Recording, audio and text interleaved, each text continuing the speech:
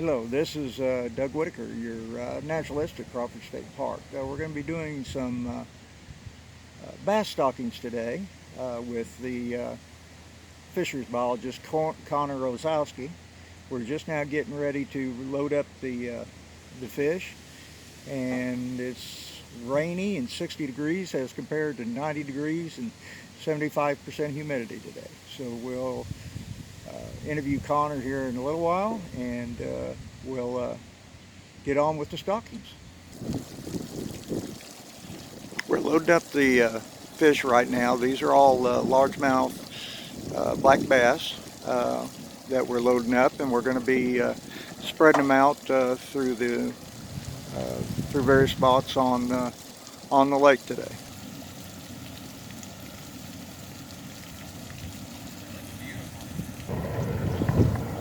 Well, today we're out stocking bass here at Crawford State Lake, and we've got Connor Rosowski and Cooper.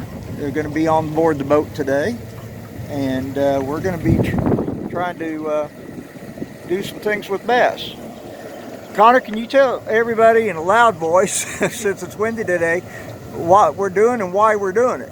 So the history of largemouth bass here at Crawford State Lake, otherwise known as Farlington Lake, was we started seeing a decline in the largemouth bass population back in the early 2000s, which prompted the Kansas Wildlife Parks and Tourism to test for largemouth bass virus back in 2007, and it came back positive. So that kind of explained why the decline of the bass population occurred.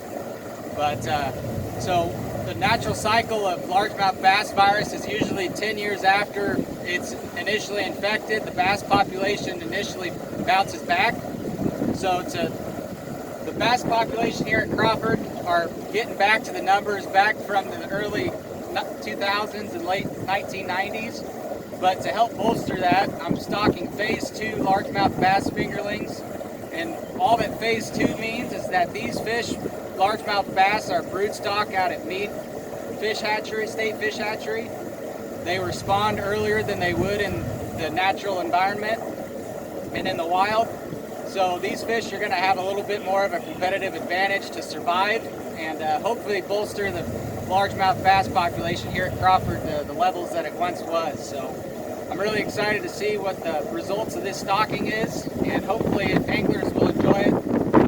Catching largemouth bass, and really nice largemouth bass for years to come and for future generations. So we're going to stock them here in the coves where we have good refuge habitat, spawning habitat for largemouth bass in this water willow, and hopefully get to see them for years to come and anglers can enjoy them. So. Well, Connor, how big of a fish are we stocking today? Today we're stocking 55 to 60 millimeter fish. So these are bigger than what would naturally be occurring. And so they're about 3 inches long, yeah. 2.5 to 3 inches long. And they should be able to do well and hide in this beautiful habitat that we have here at Crawford. So how long did it take to get these fingerlings up to the size that you could stock them? What was involved with that? It took about 2.5 to 3 months. So these fish were brought from Mead to our Farlington State Fish Hatchery, and they were grown out in ponds out at our Farlington Fish Hatchery to be able to grow to the lengths that we prefer to stock for our phase 2 fingerlings. So when we talk about a team effort on the fisheries side, it really is a team effort, because we went from Mead, and Farlington had to, the Farlington Fish Hatchery had to help out a little bit before the product got to you. Yep, so our state fish hatcheries, they put in a lot of time and effort into raising these fish, and it's a cooperative effort between our hatcheries and then myself. I'm the district fisheries biologist, so a management biologist, so I manage the fish populations in the lakes. So working together with the hatcheries to get these fish stocked, it's a cooperative effort. Really enjoy working with them. And that's where Cooper came in. Cooper brought the fish to us today. Cooper brought the fish to us, the long trek here, the 1 mile trek from the hatchery up here to the lake, and so we're going to see if we can get these fish stocked. Okay.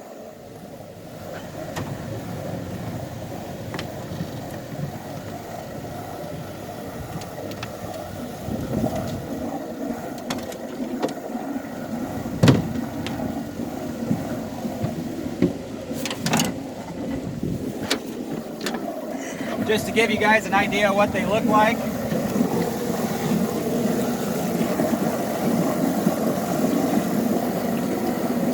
That's about a 1 to 2 inch fish. Yep. And we're going to do how many today, give or take? 2,500. 2,500. All right. All this vegetation on the side here is called water willow, and it's an excellent bass habitat for them to spawn in. But then also it serves as refuge habitat for these largemouth bass when they're growing out. You don't use that, man. I'll use that. Just a couple of nets full. Now, if you can run and go while I'm talking. Now, since these fish are small, what are they going to eat? What in the aquatic food web are they going to eat down here primarily to grow off?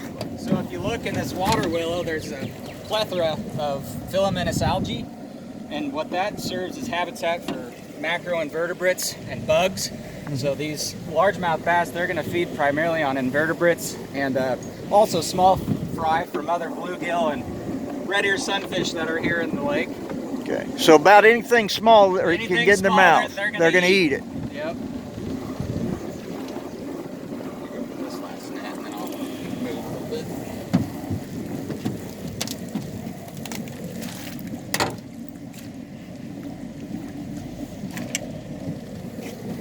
And the reason for stocking from the boat is that I'm hoping to spread these out in some of this water willow to give them a little bit better chance of survival. Mm-hmm.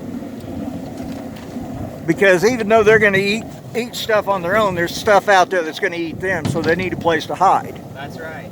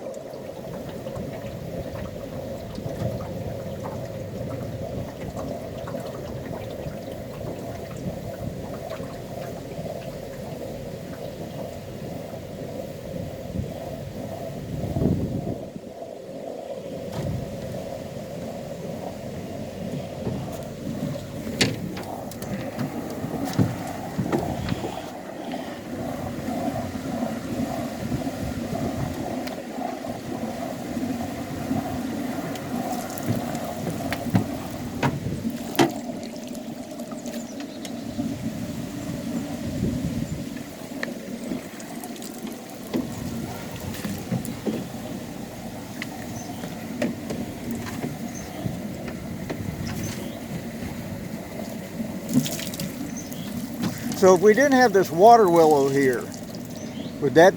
So Crawford State Fishing Lake is Farlington Lake. There's a lot of rocky habitat.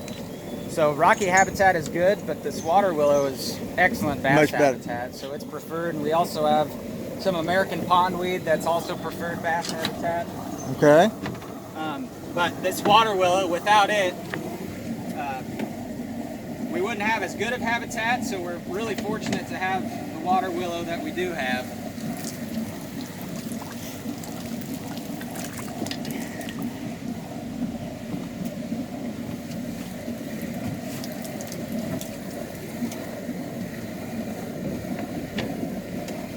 So while we got fill time, what's your, I know you guys probably look at short term like we're doing today, but then you also are planning long term. What do you see long term for your goals as far as the bass fishery? So short term, we're already seeing that rebound in the largemouth bass population and spotted bass. We have a beautiful spotted bass population here at Crawford.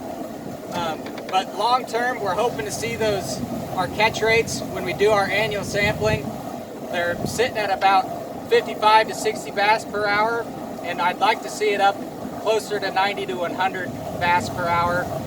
And all that means is just a higher density of bass populations in here. So long term, I'm hoping to see more bass, but also a higher quality bass population here. We have some really nice fish in the 3 to 5 pound range right now, but a lot of them, and the majority of the fish, are 12 to 14 inches right now. So I'm hoping to keep bolstering that population, put a little bit more growth on the bass, and hopefully see those 18 to 21 inch bass that reach those 4 to 6 pound size ranges. And that size limit of 18 inches on the bass, that's structured toward that goal, isn't it? So that's the purpose of the 18 inch minimum and 2 bass per day is to it was put in place to combat the largemouth bass virus, and I'm hoping long term I'd love to see this population bounce back to where we could open up a little bit more harvest of the bass populations, but also the 18 and 2 will keep protecting these fish for the next 5 years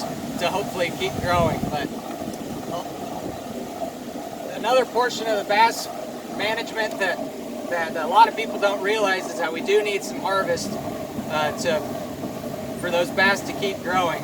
And that's not to say that that's what we're seeing yet here at Crawford, but eventually I'd love to change the size limit and creel limits to be able to promote a little bit more harvest and to thin out the bass.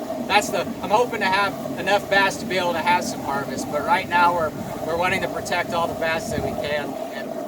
So there's bass fishing opportunities here. It's just you're trying to tweak it out and make it better. Yeah, I'm trying to make it better and for years to come. And it's naturally happening on its own. Like I said, the bass virus usually makes its cycle about 10 years after the largemouth bass virus is initially infected. They usually bounce back to previous numbers. However, I'm wanting to see if supplementally stocking will push those bass back to those higher densities and more size rates. But yeah, right now it's really good bass fishing as is. I'm just wanting to make it better for all the anglers. Yeah. Okay, well, we're going to sign off today. Cooper, who's the silent guy over here, and then Connor, and we're going to sign off today, and we'll do some more with Connor down the road. Signing off.